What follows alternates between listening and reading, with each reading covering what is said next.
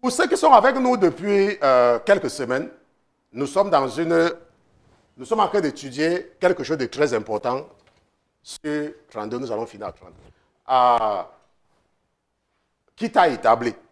Et pour ceux qui sont avec nous depuis le début, vous savez que nous avons étudié l'appel de Moïse. Nous avons vu que Moïse s'était établi par lui-même pour aider ses frères. Et on a dit que qui t'a établi? Et ça n'était pas, ça l'avait dépassé. Il a donc fui. Et il s'est retrouvé, n'est-ce pas, en exil. Il s'est retrouvé dans son désert pendant 40 ans. Jusqu'à ce que Dieu vienne lui rendre visite quand il s'occupait du troupeau de Jéthro, son beau-père, n'est-ce pas? Et nous avons donc compris qu'à l'époque, c'est parce qu'il s'était levé de lui-même. Et nous avons maintenant fait la comparaison quand c'est Dieu qui l'appelle. Nous avons vu cela. Que quand c'est Dieu qui l'appelle, Dieu lui donne les outils pour faire le travail. Nous avons vu cela. Nous avons fait une comparaison entre Moïse et David. Nous avons vu que quand Dieu veut t'élever, il crée une situation qui va t'élever. C'est ce qu'il fait. Il crée une situation. Ça peut être n'importe quelle situation. Il crée seulement une situation pour que tu commences à devenir visible. Ça, nous avons vu cela. Et nous avons compris également que nous avons ouvert une parenthèse très importante lorsque nous parlions de Joseph la dernière fois. Parce que nous avons étudié le caractère de Joseph. Nous avons vu que Joseph n'avait pas de l'amertume dans son cœur. Malgré ce que ses frères lui avaient fait, il n'avait pas de l'amertume. N'est-ce pas? Joseph était quelqu'un qui était rempli d'amour. Et nous avons également vu, dans le cas de Joseph, on a fait un tour sur les rêves. Et là où je vous ai expliqué que le monde des rêves, c'est un monde. Ok, je vais peut-être expliquer ça pour certaines personnes sur le plan schématique pour qu'ils comprennent. Parce qu'il est très important de comprendre le monde des rêves. Et il y a des gens à qui Dieu parle par les rêves. Ok, maintenant, voici quelqu'un ici. Là. Ok, je vais prendre.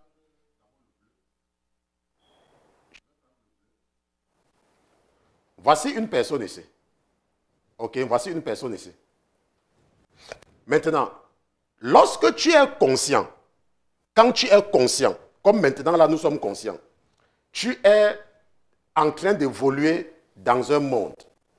Je vais tracer en rouge. Non, ça ne sera pas bien. Parce que ça, comme le truc principal. On ça gris. N'est-ce pas? Ceci là, quand tu es conscient, c'est le monde physique. C'est le monde physique. Et Dieu s'est arrangé à inspirer les gens à comprendre la physique à l'école. Et il y a la loi fondamentale, la relation fondamentale de la dynamique qu'on étudie à l'école qui dit que quoi? Que la somme de toutes les forces extérieures est égale à la masse par l'accélération. C'est quelque chose qui est vrai. C'est vrai. Si je commence, je n'ai pas envie de partir là-bas. Mais vous allez voir que même dans la vie, c'est vrai. La somme de toutes les forces extérieures. Maintenant, ça c'est le monde physique. Maintenant, quand tu dors, je n'ai pas envie d'aller dans les trucs trop compliqués. Parce qu'il y a des gens qui vont voir. Quand tu dors, tu es projeté dans un autre monde. Ok? Ça là. Ça c'est le monde des rêves. J'espère que la régie montre. Ok. Ça c'est le monde des rêves. Maintenant, le monde des rêves, c'est un monde qui est réel. Comme le monde physique, c'est réel.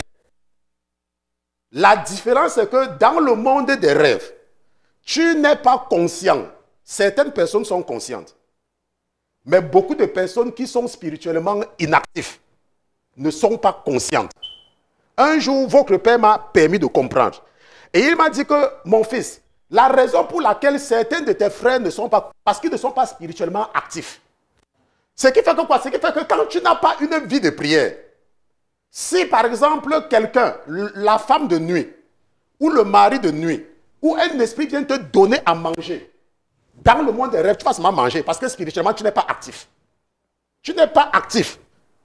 Tu es endormi. Mais quand tu es actif, quand quelqu'un entre dans ton monde des rêves, tu es conscient. Maintenant, Dieu a parlé à plusieurs personnes par le monde des rêves. Il peut te parler par le monde des rêves, tout comme il peut te parler par le monde physique. Il utilisait les deux moyens. Et il dit, alors qu'il y a des prophètes à qui il ne parle pas des rêves, il y a des prophètes à qui il parle face à face, comme Moïse, bouche à bouche. Ils entendent, n'est-ce pas, la voix. Et je vous ai dit que la plupart du temps, jusqu'à ce niveau-ci-là, le Seigneur me parle beaucoup par le monde des rêves. Beaucoup plus. Et il utilise également maintenant la réalité physique pour m'aider à comprendre. Maintenant, et nous avons ouvert une parenthèse en disant que parfois quand tu rêves, puisque c'est ton monde des rêves, n'importe qui peut entrer dans ce monde des rêves-là. Le diable peut entrer dans ton monde des rêves. Un esprit, n'importe qui peut entrer dans ton monde des rêves. Comment est-ce que nous savons cela? Nous savons cela pour le monde physique. Tu ne rencontres pas n'importe qui dans la rue. Tu rencontres n'importe qui dans la rue. Donc même dans ton monde des rêves, tu peux entrer. Et Joseph a dit à Pharaon que, puisque Pharaon a fait le rêve là 2 fois, n'est-ce pas? Ça veut dire que la chose est arrêtée. Et je vous ai dit que c'est pour cela que parfois, quand vous avez certains rêves, le pasteur peut te demander que, prie par rapport à ça encore, pour que le rêve là se répète. N'est-ce pas? Il y a que c'est comme ça. Il ne faut pas toujours se précipiter quand tu as un rêve et croire que tout rêve que tu as, n'est-ce pas, vient de Dieu. Maintenant, il a été prouvé. Et ça, c'est la science. On a prouvé cela. Que si tu vis certains événements en journée, ou alors tu penses trop à quelque chose, ça va se déposer dans ton subconscient. Et quand tu vas dormir, ça va se manifester. Et tu vas croire que c'est Dieu qui ce n'est pas Dieu, c'est que c'est là. Par exemple, tu veux trop le mariage. Si ton cœur est trop attaché sur le mariage, tu vas toujours rêver qu'il y a le fils de Obiang Nguema Zogo qui veut t'épouser. Tu vas rêver que c'est la fille de Alassane Ouattara est devenue ta femme. Pourquoi? Parce que tu penses trop au mariage. Si par exemple tu ne travailles pas, et au lieu de prier, ton cœur est seulement sur le travail. Oh mon Dieu, je vais travailler, je vais travailler. Tu pries le matin, tu demandes le travail. Tu pries à midi, tu demandes le travail. Tu pries le soir, tu demandes le travail. Tu pries, on jeûne. Pendant qu'on est en train de prière. Non, le point de prière qu'on a donné là, ce n'est pas ton problème. Toi, c'est que tu veux travailler. Oh, ça fait 3 mois qu'il ne travaille pas. Ça fait 6 mois qu'il ne travaille pas. Si tu penses au travail, tu vas te retrouver en train d'être la secrétaire de Donald Trump. Parce que tu penses trop à ça. Donc, ce n'est pas un message de Dieu. N'est-ce pas? C'est l'accumulation et la manifestation de ton subconscient. On a fait une parenthèse là-dessus la dernière fois, même si ce n'était pas comme ça. Et la dernière fois, nous avons beaucoup insisté sur le courage de Joseph également. Parce que ce que j'ai expliqué la dernière fois, c'est que vous avez constaté que quand Joseph rêvait, Dieu parlait à Joseph par les rêves. N'est-ce pas? Et quand il rêvait et que ça ne concernait pas son père, il n'y avait pas de problème. Mais le jour qu'il a rêvé qu'il va dépasser son père, il a dit, attends, je dis, ça c'est quel rêve que toi-même tu fais comme ça là? Ça c'est quel rêve? Donc tu veux dire que tu vas me dépasser? Vous voyez? Ça veut dire quoi? Ça veut dire que tu peux être dans une église et il y a une notion sur toi. Et si le pasteur sous lequel tu es, parce que Dieu n'utilise pas seulement, il n'y a pas seulement les vrais pasteurs qui ont les églises. Tu peux être en train de rechercher Dieu de ton cœur. Et la seule église que tu rencontres, ça n'a pas été, mais toi tu pars là-bas. Et Dieu te visite là-bas. La Bible dit que, mais ils adoraient encore sur les hauts lieux. Ils adoraient encore sur les hauts lieux. Ce ne sont pas tous les endroits, ce ne sont pas toutes les églises qui sont établies par Dieu. Mais si ton cœur est en train de le rechercher, maintenant ça veut dire quoi? Ça veut dire que tu peux être quelque part où la personne a l'esprit de Dieu. Et la personne voit en toi quelque chose comme une étoile. Et la personne commence à s'opposer à toi. Tu vois, c'est quelque chose qui est fréquent. N'est-ce pas? Comment tu vas voir quelqu'un qui veut... Et on s'oppose, on t'empêche. Parce qu'il y a beaucoup de personnes qui prennent le travail de Dieu comme la compétition. Ils ne regardent pas le travail de Dieu comme sauver les âmes. C'est que non, mon église est grande. Oh, j'ai beaucoup de membres. Oh, j'ai... Vous voyez un peu? Mais ça n'a rien à voir avec, oh, combien d'âmes est-ce que j'ai sauvé? Qu'est-ce que nous devons faire pour les âmes? Comment est-ce que nous devons aider les gens? Non, non, non. C'est que notre église est grande. Quand au Ghana, il y a les gens qui font les compétitions sur les voitures de leur pasteur. Donc, si le pasteur de telle église a acheté une nouvelle voiture, il dit que nous contribuons. Parce que la voiture de le pasteur n'est pas la voiture de le pasteur. Vous me racontez comme cela. Mais j'aime les Ghanéens, ce sont les gens qui ont peur de Dieu. Maintenant, aujourd'hui, donc, ce que nous allons voir, c'est l'appel de Josué. Parce que rappelez-vous l'objectif de ce que nous sommes en train de faire. Qui t'a établi? Nous sommes jusqu'à présent dans l'ancienne alliance. Comment est-ce que Dieu appelait certaines personnes? Mais nous allons faire la comparaison avec l'appel dans la nouvelle alliance. Et l'objectif également de ce thème, c'est d'aider certaines personnes à ne pas s'aventurer dans le ministère. Et de comprendre aussi que Dieu n'utilise pas seulement les pasteurs. Dieu utilise les hommes d'affaires. Dieu utilise les hommes politiques. Dieu peut t'utiliser. Je ne sais pas, Dieu utilise tout le monde. Qui vous a dit que pour que Dieu t'utilise, il faut que tu sois un pasteur? Ce n'est pas tout ce que Dieu a appelé qui sont des pasteurs. Il y a des gens qui n'ont rien à voir avec l'église, que c'est Dieu qui les a appelés. Allons un peu dans le livre des Nombres. Nombres chapitre 27. Allons un peu dans Nombres chapitre 27. Et nous allons voir quelque chose là-bas, ensemble. Toujours c'est ensemble. Hein. Quand on partait à l'église à l'époque, chez les mariés, on ne savait pas là où on prenait ce qu'on lisait. Mais ici, là, nous, quand on parle, on montre. Maintenant, regardons ce qui se passe à partir du verset 12. N'est-ce pas? Le verset 12 dit quoi? Que puis, je ne sais pas si la régie montre mon écran. Puis l'Éternel dit à Moïse, monte sur cette montagne d'Abarim et regarde le pays que j'ai donné aux enfants d'Israël. Tu le regarderas, puis tu seras toi aussi recueilli vers tes peuples comme a été recueilli Aaron, ton frère. Parce que vous avez été rebelles à mon commandement au désert de Tsin, lors de la contestation de l'assemblée, et que vous ne m'avez point sanctifié au sujet des eaux devant eux. Parce que Dieu les avait dit de parler au rocher. Mais ils n'ont pas compris. Ils n'avaient pas compris. Et ils se sont comportés comme à Kadès. Il a plutôt frappé le rocher. Alors qu'il avait dit qu'il faut parler. Maintenant, si vous regardez bien ceci là, si vous regardez très bien ça, qu'est-ce que l'Éternel dit? Il dit, vous ne m'avez point sanctifié. N'est-ce pas? Il dit, vous ne m'avez point sanctifié. Je veux surtout attirer l'attention des gens qui pensent que la vie de sanctification veut dire qu'on ne porte pas les pantalons, on ne porte pas les bijoux, on ne porte pas... Ce n'est pas ça la sanctification. La sanctification, c'est ça un aspect. Ça veut dire que j'adopte un mode de vie qui est différent des autres, n'est-ce pas? Mais la sanctification, c'est quoi? C'est que Moïse n'avait pas sanctifié l'Éternel en ce lieu qu'il ne pouvait pas comprendre qu'il peut seulement parler. Qu'il peut seulement parler. Dieu avait dit parle. Parle au rocher. Et ça va faire la différence. Ça va faire la différence. Parle. C'est vrai, tu vas te frapper, mais parle. Adopte un mode de vie qui te rend différent des autres. Dieu a toujours traité avec des gens qui sont différents. Si nous regardons le cas de Jean-Baptiste, il était différent. La Bible dit quoi? Une voix crie dans le désert. Sa tête a été coupée. Si nous regardons le cas de Jésus, Jésus était différent. Jésus était différent. Il était seulement... Comment Jésus est venu au monde? Jésus est... La seule raison pour laquelle on n'a pas tué Marie, c'est parce que la Bible dit que quoi? Que Joseph était un homme de bien. Si Joseph était comme la plupart de ces gens qui viennent tromper les chrétiens dans l'église, là, il fallait voir ce qui devait se passer quand il devait découvrir que Marie est enceinte. Il devait partir sur Facebook, il devait partir sur YouTube, il devait partir raconter partout. Il y a maintenant même TikTok. Il devait partir raconter partout. Mais vous voyez que Jésus était différent. Si nous regardons ceux qui nous ont précédés, nous allons voir qu'ils étaient différents. Ils étaient saints. Saint ne veut pas dire que, je ne sais pas.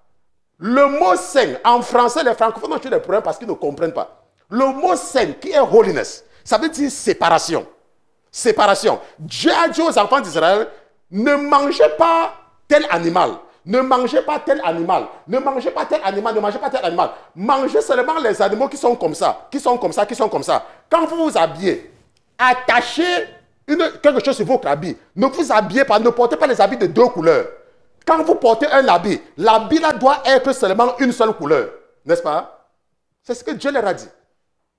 Mais c'était pourquoi? Parce qu'il voulait que quand on les regarde, qu'on voit qu'ils sont différents.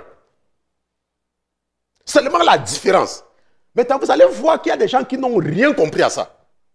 Ils vont vous dire que, oh, la Bible dit qu'on ne doit pas porter l'habit qui a deux couleurs. Donc moi, je ne porte pas l'habit qui a deux couleurs. Qu'est-ce que tu as compris? Qu'est-ce que tu as même compris? Tu n'as rien compris. Est-ce que tu as compris pourquoi est-ce qu'on disait ça? C'est pour cela que quand Jésus vient, l'une des rares choses que les Juifs, que les pharisiens ont eu raison sur Jésus, quand vous regardez leur discussion, c'est concernant le jeûne. C'est concernant le jeûne que Jésus a dit que non, ils vont aussi jeûner.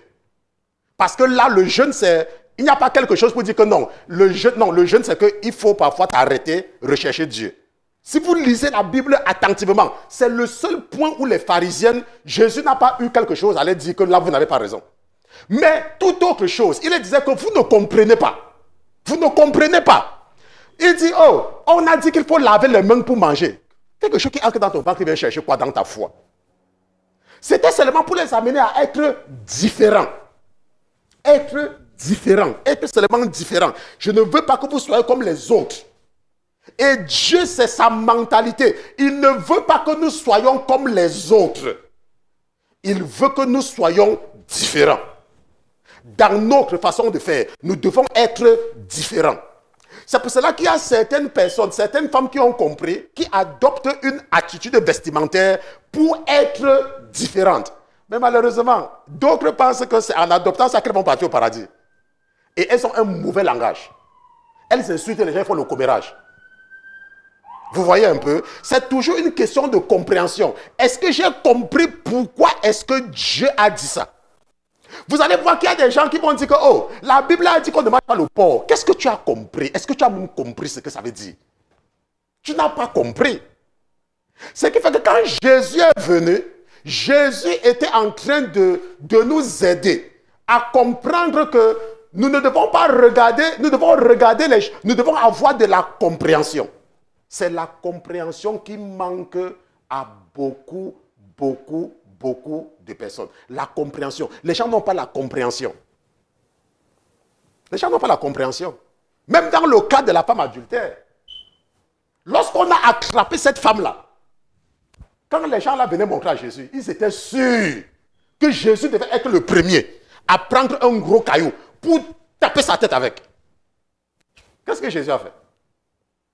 Jésus est parti, il a commencé à écrire. On a dit, hey, où est son caillou? Je suis sûr qu'il y avait quelqu'un même qui avait dit, qui avait même donné le caillou à Jésus. Que peut-être qu'il ne voit pas le caillou. Il a pris le caillou. Le caillou, non? Qu'est-ce que Jésus a dit? Ce que je veux vous amener à comprendre, c'est qu'il est très important de comprendre l'intention. Ce n'est pas une question de lire un passage et de dire que voilà ce que la Bible dit. La Bible a dit c'est vrai. Mais quelles sont les intentions? Pourquoi est-ce que Dieu a dit ça? Qu'est-ce qu'il veut que je comprenne par ça? C'est pour ça que vous allez voir beaucoup de personnes témoins meurent pour rien. Parce qu'ils sont malades, ils vont à l'hôpital. On dit qu'il ne faut pas que les témoins de Jéhovah, que non, la transfusion sanguine, c'est boire le sang. Un témoin m'a montré le passage un jour. Il me dit que mais voilà ce que ça dit. Je cherche, je dis que ça dit où? Il me dit que mais voici ici, là. Que c'est pour ça que nous, on ne fait pas la transfusion de sang. Vous voyez? Les témoins ne parlent même pas à l'église. Il y a donc une femme là qui me dit, comme moi je travaille toujours dans les hôpitaux, un jour elle est venue à l'hôpital et quand elle m'a vu, elle s'est cachée. Vous savez pourquoi c'est caché? Parce que les témoins disent qu'elle va partir à l'hôpital, surtout ceux qui sont en Afrique. Donc elle là, elle est venue à l'hôpital et comme elle passait en route, elle était en train de me parler de...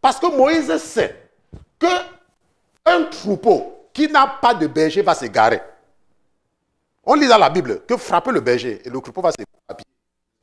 Maintenant, et Moïse dit que Seigneur, comme ce n'est plus moi, pardon, trouve quelqu'un pour les aider. Vous savez ce que l'ennemi redoute le plus dans la vie de quelqu'un? C'est le conseiller de la personne. Le conseiller. C'est pour ça que les chefs d'État, même les rois, ont des conseillers. Si tu as un mauvais conseiller, tant pis pour toi. La Bible dit que David avait des bons conseillers. David avait Hushai et Achitophel. La Bible dit que quand Achitophel donnait un conseil, c'est comme c'est Dieu qui avait parlé. Achitophel était brillant. Il avait de bons conseils. Mais David va faire une prière. Il va dire, Seigneur, rends nul les conseils d'Achitophel. Rends ça nul. C'est que quand Achitophel va conseiller Absalom, le Saint-Esprit va endurcir le cœur d'Absalom, va dire que non, on écoute aussi pour Hushai.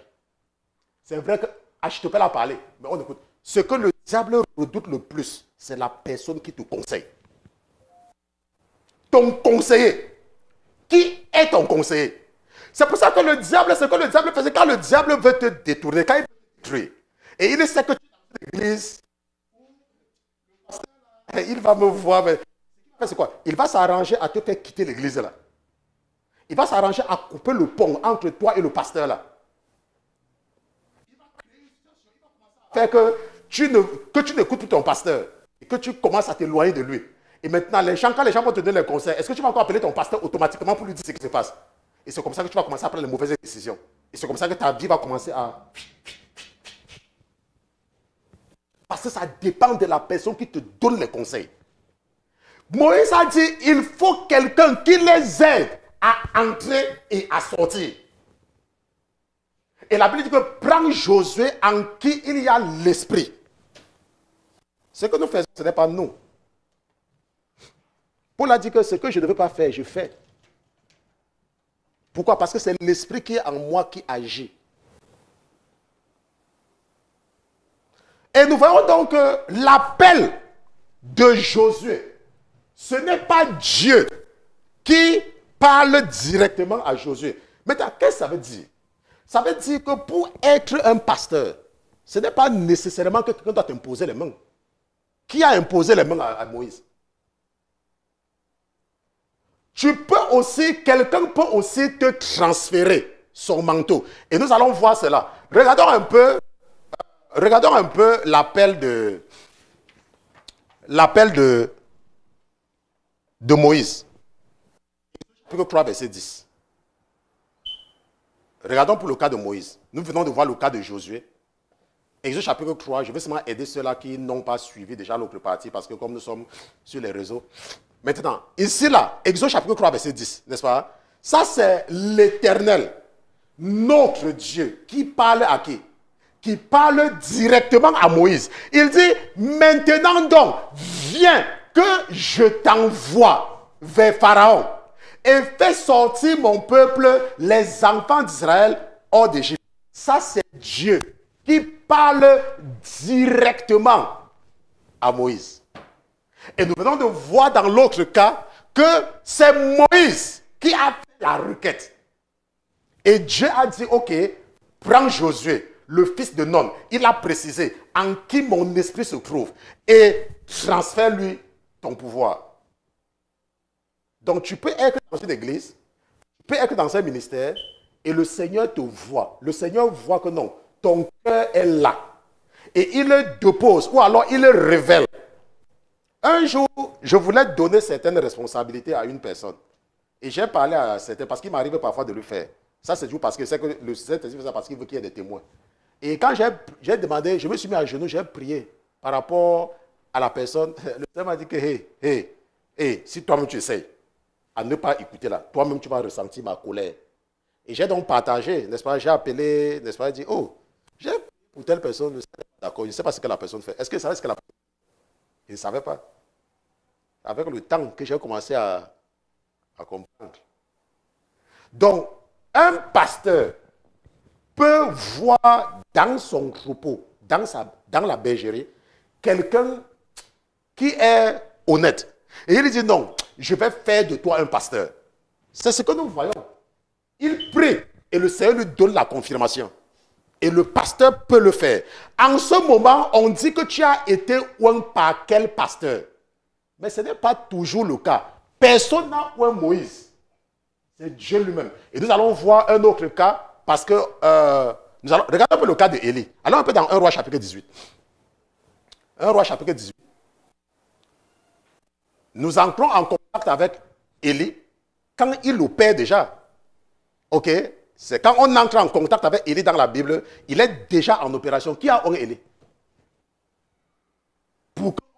Non, oh, tel pasteur ou tel prophète qui a oint Élie? On nous a dit qu'Élie était quelque part avant qu'on lui a... Non! On se comprend. 1 Roi chapitre 18, regardons à partir du verset 1. Regardons ce que la Bible dit. La Bible dit que maintenant donc, nous lisons ici là, et il se coula nombre de jours et la parole de l'Éternel fut adressée à Élie la 3e année en ces mots, va, montre-toi à Achab et j'enverrai de la pluie sur la terre.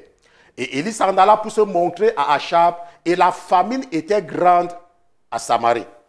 Et Achab avait appelé Abdias, son maître d'hôtel. Or, Abdias craignait fort l'Éternel. Il était au service de qui? La Bible dit que Abdias, quelqu'un qui avait la crainte de Dieu, était au service d'un méchant roi, le roi Achab. Ça veut dire quoi? Ça veut dire que tu n'es pas forcément obligé d'aller en boîte de nuit ou d'aller dans les restaurants avec tes collègues pour que la main de Dieu soit sur toi. Parce qu'il y a des chrétiens qui se sentent souvent, ils pensent qu'ils sont obligés, quand ils sont avec leurs collègues, de boire de la bière. Qui t'a dit ça? Tu peux être chrétien. Moi, je suis votre pasteur, je travaille dans le monde séculaire. Un jour, quand on arrosait un de nos nouveaux bureaux, on avait acheté à manger, il y avait le vin rouge, il y avait le champagne. Et j'étais là, j'ai terminé mon travail et je voulais rentrer parce que je n'aime pas trop rester avec les gens. Ils ne savent pas que je suis un pasteur. Moi, au travail, je ne veux pas qu'on abuse de moi. C'est pour ça que je ne dis pas que je suis un pasteur. Parce que si je dis ça, on va abuser de moi. On va commencer à me demander à faire trop de choses. Puisque que les pasteurs sont gentils, n'est-ce pas? C'est pour ça que je cache. Je ne fais pas ça parce que j'ai honte de Dieu, parce que je sais que si je dis, n'importe quoi va te demander. Comment c'est que tu es un pasteur là? On sait que non, les pasteurs sont gentils, ils vont faire. Donc moi là, au travail, là, je me comprends les gens du monde aussi. Donc ils ont donc fait leur fête. Après ça, ils ouvrent le champagne. Et on dit que chacun prend le verre. Chacun prend le verre. Je prends aussi mon verre. Et puis on dit cheers, cheers. Je prends aussi cheers, mais mon verre était vide. Mon collègue me dit, yo. J'ai dit que mon yo, quoi? I don't think that. Il me dit que non, you have to drink at least today. J'ai dit que why? You have to drink at least today. Why? Pourquoi je dois boire aujourd'hui? Parce que non, je ne bois pas l'alcool. Donne-moi, je veux boire de l'eau. Et mon patron, parce que lui c'est un marien, c'est quelqu'un qui a peur de Dieu quand même, comme c'est un marien, il a dit que non, don't leave him alone. Pour water in his glass. Le patron a dit que non, mettez l'eau dans son verre. Je sais que Christian ne boit pas. Maintenant, si tu étais un peu, qu'est-ce qui devait se passer? Parce que je suis avec mes collègues, ils sont en train de... Je ne veux pas que... Non. Abdias était le maître d'hôtel de Achab, l'un des pires de tous les rois que la Bible décrit. Tu peux être un vrai chrétien. L'autre jour, mon petit travail que je fais, que vous connaissez là, beaucoup de personnes savent, le samedi, j'appelle souvent les gens quand je pars au travail. Il y avait une compétition à la Coupe d'Afrique des Nations. N'est-ce pas? On m'a dit qu'il y avait la Coupe d'Afrique des Nations quelque part en Afrique. Et je suis donc arrivé au travail. Le patron, le monsieur qui a ça, il me dit que, oh, il y a la Coupe d'Afrique des Nations, mais j'ai entendu que ton pays a joué contre tel pays. Comment ça s'est passé? J'ai dit que je ne regarde pas les choses comme ça. Je ne regarde pas les... Il dit que, mais qu'est-ce que tu regardes? Il dit que j'ai lu ma Bible. Je ne regarde pas les choses comme ça. Il est venu partir, il a dit que, ah, nous on connaît moi déjà. Mais là-bas, on sait que je suis un pasteur. L'autre travail, ils savent. Là-bas, ils savent que je suis un pasteur. Ils ont su que je suis un pasteur, pourquoi? Parce que même le pasteur qui m'a formé travaille là-bas. Et puis, pendant la crise, vous savez que pendant la crise, pendant le corona, quand il y avait le corona, là, les entreprises fermaient, même certaines hôpitaux fermaient. nous sommes restés ouverts. Et les clients ne faisaient que venir. Et la femme là, parce qu'elle est sage, elle disait tout le temps, il faut prier pour la société. Il faut prier. Je dis que, mais tu penses que si on ne priait pour la société, c'est que toutes les cliniques qui ferment à côté de toi, là, toi, tu ne vas pas faire la même chose. C'est parce qu'on prie que la société est debout et les clients venaient.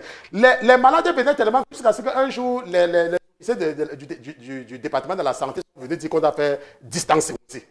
N'est-ce pas? Mais ils n'ont jamais fermé. Hein. La société a prospéré pendant la période de confinement. Là. La société a prospéré plutôt. Pendant que les autres... Pourquoi? Parce que les serviteurs, les enfants de Dieu travaillent là-bas. La Bible dit que Dieu, quand il frappait l'Égypte, il y avait les ténèbres du côté des Égyptiens. Mais là où les enfants d'Israël étaient, il y avait la lumière.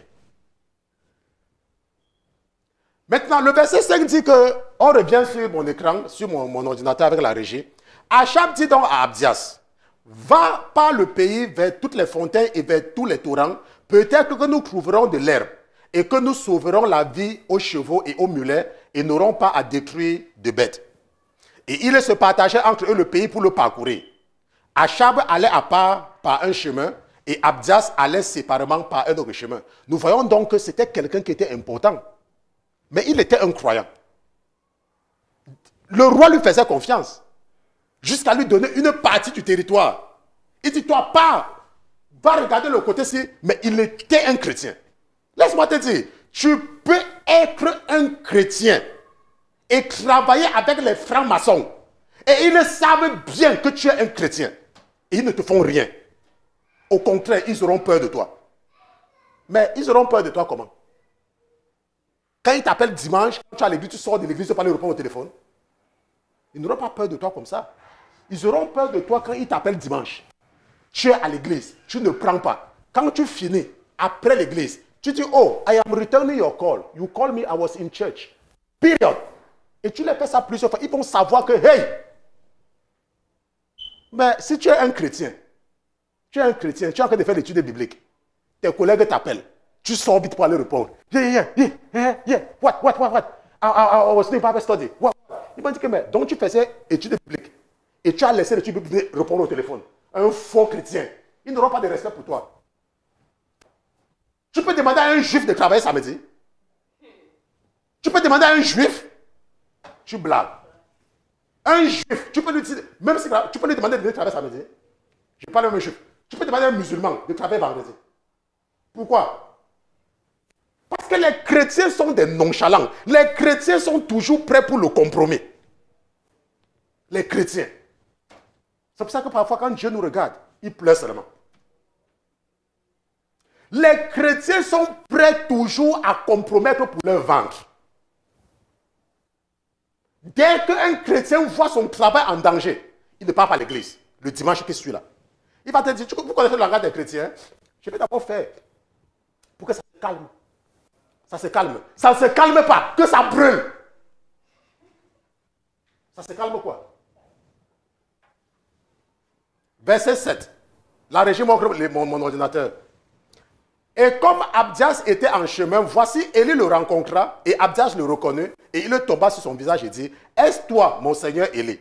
Et il dit, c'est moi, va et dis à ton maître, voici Élie. Et Abdias dit, quel péché ai-je commis que tu livres ton serviteur entre les mains d'Achab pour me faire mourir?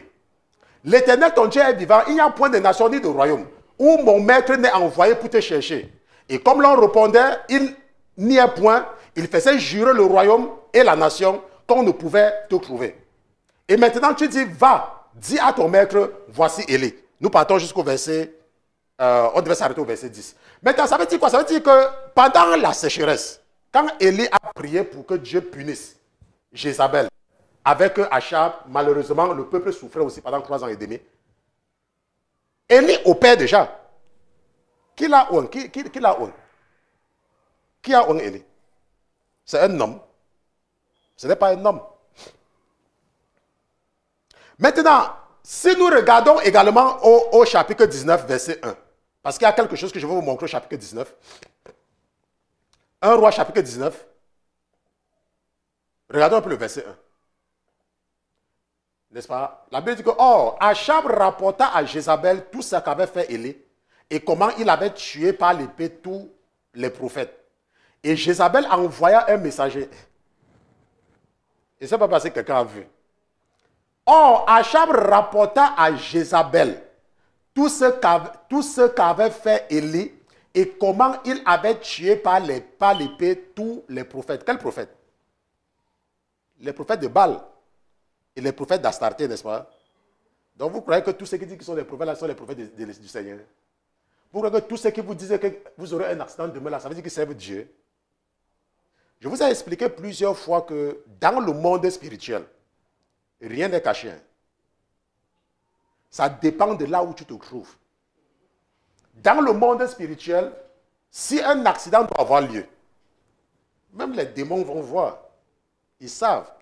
Et s'il y a quelqu'un qui est à leur service, ils peuvent leur révéler qu'il y aura un accident tel jour. Et la personne vient dire, le fait que quelqu'un vient te dire que ma fille, oh, je vois que tu as traversé la route et qu'il y a une voiture qui a... Ça ne veut pas dire que c'est Dieu qui l'a envoyé. Ça ne veut pas dire que c'est Dieu qui l'a envoyé. Maintenant, la Bible dit qu'au verset 2, j'espère que ceux-là ne sont pas en train de jouer. Ok, ils sont en train d'écouter. Ok. Et Jézabel envoya un messager pour lui dire que Dieu me traite avec la dernière rigueur. Je ne te mets dans le même état que l'un d'eux. Jézabel envoie les menaces au prophète. Et voyant cela, Élie se leva et s'en alla pour sauver sa vie. Et il s'en vint à Beersheba, qui est de Juda, et laissait là son serviteur. Et je vous ai expliqué que ce n'est pas parce qu'il y a un appel de Dieu dans ta vie qu'on te dit qu'il y a un danger. Tu ne fuis pas. Élie a prié. La Bible dit qu'Élie a prié pour que la pluie ne tombe pas sur la terre. Et la pluie n'est pas tombée sur la terre pendant 3 ans et 6 mois. C'est ce que la Bible dit.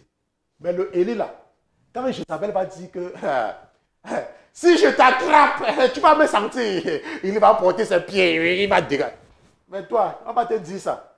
On va te dire qu'il y a tel ministre qui a dit qu'il va te tuer et qu'il va envoyer les policiers demain. Tu restes chez toi, tu dis que oui, si les ministres, qu'il envoie. Quand ces policiers vont arriver, ils vont envoyer. Attends, les militaires vont venir, ils vont tirer sur toi, la balle va passer par ici, ça va partir prendre ta femme derrière, même tes enfants derrière. À moins que Dieu ne t'ait demandé de rester là. Si Dieu avait dit à Élie que reste, il devait rester. Mais Élie, il a pris ses pieds avec le bras. Il a dit que quoi? Jézabel, il a fui. Donc quand tu es un serviteur de Dieu, il ne faut pas jouer avec le danger. Je me rappelle, quand nous étions en train de traverser certains trucs là, un jour j'étais chez moi, je dormais un jour. Il y a un esprit qui est derrière tout ce qui se passe là, qui a eu l'audace de venir entrer chez moi. Il a eu l'audace de venir entrer chez moi. Le Seigneur ouvert mes yeux pour me montrer, n'est-ce pas, comment il est venu entrer chez moi. Je me suis levé et dit, qu'est-ce que tu veux faire ici? Tu peux chercher quoi chez moi? Sors!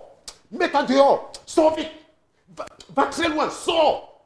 Et l'esprit était en train de se comporter comme... Vous voyez un peu comme quelqu'un qui vient, la personne est en train de faire le... Vous savez un peu, il y a les gens qui font comme ça, le bruit là, ils font comme si... N'est-ce pas, ils font comme si... Alors qu'ils sont zéro. Alors que sur le plan spirituel, ils sont zéro. Ils sont vides, ils sont nuls. Ils n'ont même aucune autorité. Tout ce qu'ils peuvent faire, ce n'est que l'intimidation. Il y a les esprits qui sont seulement capables d'intimider. Mais dans la réalité, il n'y a rien en eux. C'est pour ça qu'il y a beaucoup de chrétiens, parfois vous dormez, les esprits qui intimident, ils veulent vous intimider. Oh, pasteur Christian, oh, pasteur, j'ai vu ceci. Oh, pasteur. Il y a les esprits qui sont seulement là pour t'intimider. La Bible dit que nous sommes des vainqueurs. Nous sommes plus que vainqueurs en Christ qui nous a aimés. La Bible dit, qui est-ce qui nous séparera de l'amour de Dieu? Qui? Mais si tu es peureux, si tu as peur du mariage, si tu as peur du travail, si tu as peur de la maladie, tu vas donc être vainqueur comment? La Bible dit, qui nous séparera de l'amour de Dieu? Un temps, l'ennemi a essayé d'utiliser, on appelle ça la brimade spirituelle sur un de mes enfants. Et les gens, donc les gens disent, mais papa, j'ai dit, moi, je suis un pasteur. Quel que soit ce qui se passe sur mon fils, c'est Dieu qui est en train d'écrire une histoire. Il racontait quelque chose. Vous voulez que me dérange pourquoi? Attends. Donc vous croyez que Dieu m'a abandonné? Donc vous croyez que je peux être au service de Dieu et quelque chose arrive à mon enfant que ce n'est pas la volonté de Dieu, attends, vous blaguez ou quoi? Vous croyez que tu penses que tu peux servir Dieu et ton enfant est en train de se comporter d'une certaine façon et que ce n'est pas la volonté de Dieu? Attends, vous servez même quel Dieu même? Vous servez... Attends un peu, je te pose une question. Tu penses que tu chantes à l'église chaque fois et quelque chose arrive à ton enfant et ce n'est pas la volonté de Dieu? Attends, c'est quel Dieu que vous servez? Donc, tu viens à l'église, tu chantes, tu te sacrifies, tu fais des choses à l'église et Dieu laisse que le diable touche ton enfant. Attends, c'est quel Dieu? Vous savez quel Dieu? C'est pour ça que vous voyez qu'il y a beaucoup de personnes qui après vendent même seulement eux-mêmes, ils se vendent eux-mêmes. Tu penses que tu travailles à l'église et quelque chose arrive à ton enfant et c'est le diable. Vous voyez comment vous n'avez pas la foi. Je suis resté. Pendant que les gens gesticulaient, même ma fille qui chante. Oh papa. J'ai dit, ah, moi là, est-ce que ça me dérange? S'il faut l'amener à l'hôpital, je t'emmène à l'hôpital. S'il y a le rendez-vous, j'amène au rendez-vous. Mais je sais que c'est Dieu. Après, elle a commencé à partir à l'école. Même elle-même, quand elle avait des problèmes, sa mère m'appelle. Oh, on va faire comment? Elle ne peut plus fréquenter. Elle ne peut plus faire quoi? L'année qui suivait là, j'ai dit qu'on va l'envoyer à l'école. Jusqu'à elle est partie avec son bac. Sa maman me mettait là. Oh, elle veut fréquenter. Oh, Christian, pourquoi tu fais comme ça? Elle va encore chuter. Elle va chuter. Qu'elle vient chuter. On va voir. Pas à l'école. Attendez, il faut connaître le Dieu que vous servez.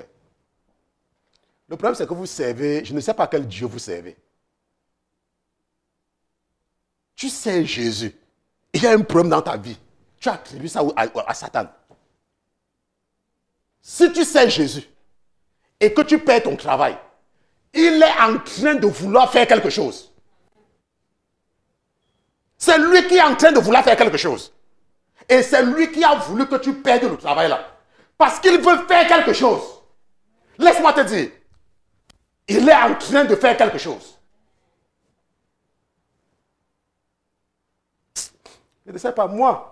Je ne sais pas, ça m'énerve même, je ne veux pas partir là-bas. Bon, maintenant, si nous regardons bien, n'est-ce pas? La Bible dit dans 1 Roi chapitre 19, verset 4, que mais pour lui, il s'en alla dans le désert une journée de chemin et il vint s'asseoir sur un genet. Et il demandait la mort en disant, c'est assez, ô Éternel, prends maintenant mon âme, car je ne suis pas meilleur que mes pères. Ça, beaucoup de pasteurs arrivent souvent là, parfois le travail, c'est sa fatigue, mais ça va, on ne part pas là-bas. Bon, maintenant, ce que nous voyons ici, c'est que je me suis arrêté ici pour vous amener à comprendre que Élie, ce n'est pas quelqu'un qui avait imposé les mains sur sa tête. Élie avait une relation directe avec l'Éternel. Et nous pouvons affirmer, parce que vous devez comprendre que Élie était un très grand prophète. Et on attendait son retour. Parce qu'on savait qu'il n'était pas mort. Ce qui fait donc que quand on avait envoyé certaines personnes aller demander qui est Jésus, on a demandé, est-ce que tu es Élie? Parce que les Juifs attendent toujours Élie par rapport à ce qu'il a fait. On a demandé, est-ce que tu es Élie? Quand on est parti demander à Jean-Baptiste, n'est-ce pas? Mais il ne savait même pas que Jean opérait avec l'esprit de Élie. Maintenant, il fallait donc que Jésus prouve aux Juifs qu'il dépasse Élie. Il fallait qu'il les prouve que je dépasse Élie et que je dépasse Élisée. Maintenant, si nous regardons la vie d'Élie, quand Élie a passé le temps avec la veuve de Sarepta, qu'est-ce qui s'est passé? La Bible dit que le fils de la veuve est mort, n'est-ce pas? Est mort. Et qu'est-ce que Élie a fait? Élie a réussi à ressusciter. Maintenant, lorsque nous regardons avec Élisée, la Bible dit aussi que Élisée a aussi ressuscité. Mais si nous regardons le temps que les gens là sont morts, c'était 1 jour, 2 jours. Maintenant, si Jésus était venu un jour après la mort de Lazare, il ne devait rien faire d'extraordinaire. Il ne devait rien faire d'extraordinaire. Jésus venant parce qu'il aimait Marie, parce qu'il aimait Marthe, et qu'il ne voulait pas leur peine, Il ne voulait pas que Marthe et Marie se sentent mal. Et leur père, Simon, se sente mal. Il va retarder. Il ne retarde pas à cause d'eux. Il retarde pour la gloire de l'Éternel. Le Seigneur est capable de te placer dans une situation seulement parce qu'il veut manifester sa gloire. Pendant que toi, tu seras en train de prier pour ton problème personnel, lui, il est en train de vouloir écrire un grand témoignage. Il veut écrire un témoignage. C'est ce qu'il veut faire. Marthe et Marie ont supplié le Seigneur. Elles ont supplié que Seigneur, celui que tu aimes. Mais est-ce que Marthe et Marie savaient ce que Dieu voulait obtenir par le cas de Lazare? Comment est-ce que Dieu devait démontrer aux Juifs qu'il dépasse Élie et qu'il dépasse Élisée? Comment? Eux, ils ont ressuscité des gens qui sont morts 1 jour, 2 jours. Il fallait donc que Jésus les prouve que moi, je les dépasse. Il a dit, je vais attendre qu'il reste dans la tombe pendant 1 jour, pendant 2 jours, pendant 3 jours. Les autres ont fait cela. Mais moi, je viens le 4e jour. Et ça n'avait jamais été fait. Il est venu. Il a dit que Lazare, oh Lazare, enlevez la porte, sors de la tombe. 4 jours. Personne n'avait jamais fait ça. Et les Juifs ont compris que lui là, c'est le Fils de Dieu. Il devait encore le comparer à Élie comment? Il devait encore le comparer à Élisée comment? Parfois, les gens ne comprennent pas. Parfois, Dieu te met dans une situation parce qu'il est en train de créer une histoire. Mais à cause de tes intérêts égoïstes, tu es seulement en train de prier pour toi-même. Oh mes enfants, oh Seigneur, moi, mon travail, oh mon mari. Oh, je n'ai pas d'enfant. Égoïste. Jacques dit, la raison pour laquelle vous priez et vos prières sont muettes, c'est parce que vous priez seulement pour vos intérêts. Vous ne priez pas pour la gloire du royaume. Pour vos intérêts personnels. You pray amiss. Maintenant, si nous regardons au verset 15, n'est-ce pas? Si nous regardons au verset 15, qu'est-ce que la Bible dit? La Bible dit que, mais l'Éternel lui dit, va, retourne-t'en par ton chemin du désert à Damas, et quand tu y seras entré, tu oindras Hazaël, roi sur la Syrie. Tu oindras aussi Jéhu, fils de Nimshi, roi sur Israël. Et tu oindras Élisée, fils de Shaphat, d'Abel Méhola, comme prophète à ta place. 3 personnes ici là. Premièrement, un étranger. C'est vrai que les Syriens sont les Araméens. Nous avons étudié cela, n'est-ce pas? Qui sont aussi des Sémites. Il dit, va oindre Hazaël. Maintenant, si nous regardons comment Hazaël est venu au pouvoir, je ne sais pas si quelqu'un a lu ça. Vous savez qu'il va tuer le roi. Il va venir au pouvoir par coup d'État. Je ne sais pas si vous le savez. Vous ne savez même pas. Vous ne lisez pas la Bible. Hein? Maintenant, Hazaël, c'est là. Il a été oint par qui? Qui a appelé Hazaël? Dieu lui-même. Et comment Hazaël vient au pouvoir? En tuant quelqu'un. Il fait le coup d'État et il tue le roi de Syrie pour devenir roi. Il était général. Maintenant, toi, tu vas rester de ton côté. Tu vas dire que non, ça ne peut pas être Dieu. C'était Dieu. Dieu ne dit pas qu'on tue les gens. Dieu ne dit pas qu'on tue les gens. Attends, qu'est-ce que tu connais même? Qu'est-ce que tu connais? Oh, Dieu ne dit pas qu'on tue les gens. La Bible dit que tu ne tueras point. La Bible dit, attends, qu'est-ce que tu connais? La Bible dit que tu ne tueras point. Est-ce que tu as compris? Quand Dieu dit tu ne tueras point, est-ce que tu as compris? Dieu dit à Élie, va oindre Hazaël. Il va devenir roi. Et Hazaël tue son patron pour devenir roi. C'est Dieu qui l'a oint. Il lui a donné la force là. Il dit, va oindre Jéhu. Jéhu était général. Jéhu va tuer Jézabel. Jéhu. Tu connais quoi? Tu seras un chrétien. Oh, si tu étais là, si c'était ton époque, je suis sûr qu'il y a des gens qui m'écoutent, que c'est l'époque. Ils devaient faire que les réunions. Ils devaient faire, oh, non, la Bible a dit, tu ne tueras point, tu ne tueras point. Comme il a tué là, ce n'est pas Dieu, ce n'est pas Dieu. Qu'est-ce que tu en sais? Qu'est-ce que tu en sais même? Quand Dieu est en train de faire quelque chose, la Bible dit, qui êtes-vous pour me donner les ordres? Il fait ce qu'il veut. Dieu fait ce qu'il veut. Maintenant, nous avons regardé le cas de Hazaël et de Jéhu. Mais nous voyons ici là que Dieu demandait à Élie d'aller oindre Élisée. Même scénario avec le cas de Moïse et de Josué. Ça veut dire qu'un prophète supérieur ou un autre prophète, est-ce que Dieu a directement parlé à Élisée? Si nous regardons les références, le ministère d'Élisée, je ne pense pas, peut-être 1 à 2 fois, on voit une communication directe avec Dieu. Mais la plupart du temps, il l'opère seulement. Mais nous savons que c'est un grand prophète. Il a été l'un des plus grands prophètes, Élisée. Mais est-ce que c'est quelqu'un, est-ce que c'est Dieu qui est venu dire à Élisée que maintenant tu seras prophète? Donc, ce que je veux vous amener à comprendre, c'est que je ne veux pas que parfois vous soyez déroutés par certaines personnes qui sont à la solde des ténèbres. Que, oh, celui-ci est devenu pasteur, il n'avait pas été... Je n'ai pas besoin que quelqu'un me oigne pour devenir pasteur. Ce n'est pas un homme qui a fait de moi un pasteur. Ce n'est pas un homme. J'étais malade et Dieu m'a appelé. Je n'ai pas besoin de l'onction de quelqu'un. Et c'est biblique. Dieu peut appeler quelqu'un directement.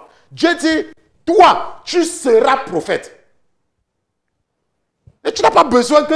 Attends, tu as besoin de l'approbation de qui? Ce que je vous enseigne là, vous avez entendu le pasteur parler de ça? C'est parce que l'onction est directe. Maintenant, nous voyons donc ici là, dans les deux cas, parce que c'est ça que je voulais surtout faire ressortir. Si tu es au service de Dieu, tu es peut-être dans une église, tu es peut-être dans un ministère, et tu n'as pas reçu l'appel direct. Parce que nous avons vu qu'il y en a qui reçoivent des appels directs. Dieu les parle directement. OK? Mais il y en a aussi qui peuvent recevoir l'onction de la personne sous laquelle ils travaillent. Josué a bénéficié de cette fidélité. Josué était fidèle à Moïse. Et Moïse, au moment venu, Dieu l'a choisi et Dieu a dit, fais. Élisée, c'était différent.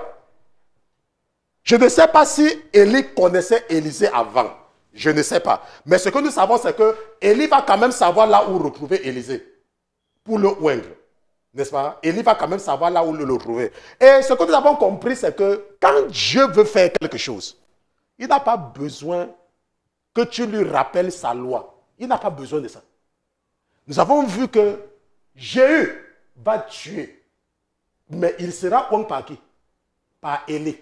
Nous avons vu que Hazaël, le général, il va tuer pour devenir roi de Syrie. Pourquoi? Parce que la Bible dit que je suis sur le point d'exécuter mon jugement sur Jézabel. De façon que si quelqu'un essaye de fuir par le nord, Hazaël va récupérer la personne. Et si quelqu'un essaye de fuir par le sud, Jéhu sera là pour l'accueillir. Vous ne comprenez pas, Dieu, quand il est en train de faire sa chose, il faut le laisser faire sa chose. C'est pour ça que vous voyez que pendant le ministère de Jésus, il a insisté beaucoup que nous ne devons pas juger. Il dit ne jugez point. Parce que la plupart du temps, les gens jugent sur la base de leur ignorance. La plupart du temps. Parce que tu ne comprends pas. Tu te mets à juger. Tu te mets à mettre la bouche sur quelque chose que tu ne comprends pas. Va dire à Hazaël que ce n'est pas Dieu qui a fait de lui roi. Parce qu'il a fait le coup d'état contre le roi. Va dire que ce n'est pas Dieu qui avait fait de lui roi. Mais nous les chrétiens, nous savons que c'est Dieu qui a fait de lui roi. Tu vas commencer à sortir les 10 commandements. Oh, les 10 commandements, et sur l'Éternel te dit, oh, tu ne tueras point, tu ne tueras point. Donc, comme il a tué là, ça veut dire que c'est le diable qui l'a envoyé. Ah! Mais nous savons que c'est Dieu qui l'a envoyé. Et il l'a tué quand même. Nous devons toujours chercher à comprendre. Si nous n'avons pas la compréhension, nous fermons nos bouches. Amen. Nous allons nous arrêter ici pour aujourd'hui. Je pense que la prochaine fois, nous allons terminer avec l'appel d'Ézéchiel. si le Seigneur veut bien que nous soyons encore comptés parmi les vivants. Donc nous allons nous lever, nous allons prier. Allez.